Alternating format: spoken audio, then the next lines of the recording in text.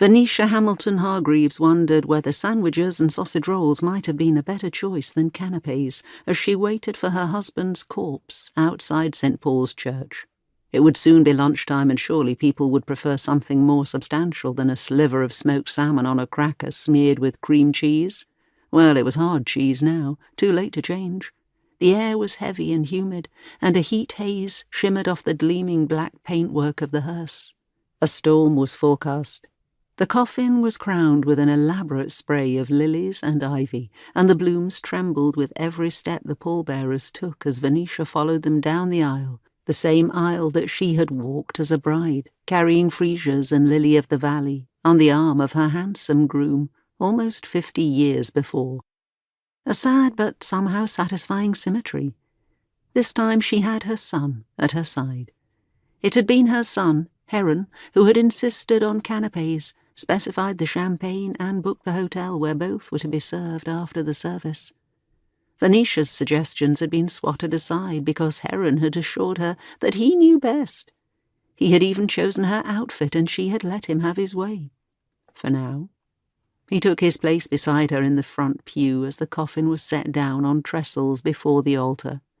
His face was red with the effort of containing his emotions, and he clutched a meticulously folded handkerchief in his fist in case eventually he should fail. Heron was an unfortunately comic misnomer for one so deficient in stature and grace, but his grandfather had been a keen amateur ornithologist. He had named his children Hawk, Osprey, Nightingale, and Swan, and his sons had continued the practice with their own offspring. With his scarlet cheeks and tubby torso, poor Heron looked more like a crotchety Christmas card robin. Venetia placed her hand on his arm and gave it a gentle squeeze. She felt him tense at her touch and returned her hand to her lap. In contrast to her son's discomfort, Venetia was surprisingly sanguine for her public debut as a widow. She would miss her husband, of course she would, but in the way that one misses a comfortable cardigan that shrunk in the wash and become too tight to wear. The church was almost full. Hawk Hamilton Hargreaves had been a popular and well-respected man, and he would have been gratified to see such an impressive turnout for his last hurrah.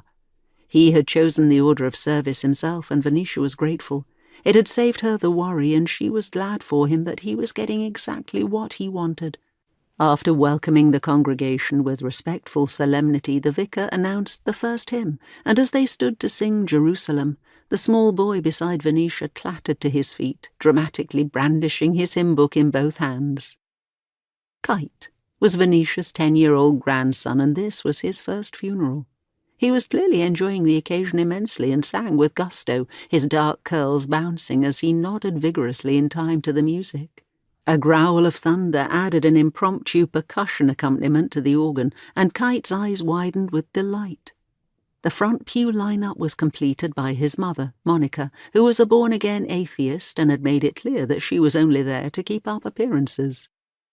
When the congregation sang "Bring me my spear, O clouds unfold," their command was seemingly obeyed, as a bolt of lightning flashed and forked behind the largest of the stained-glass windows, showering its rainbow colours onto the altar. The rest of the service was conducted in competition with the storm, and was, at times, all the better for it.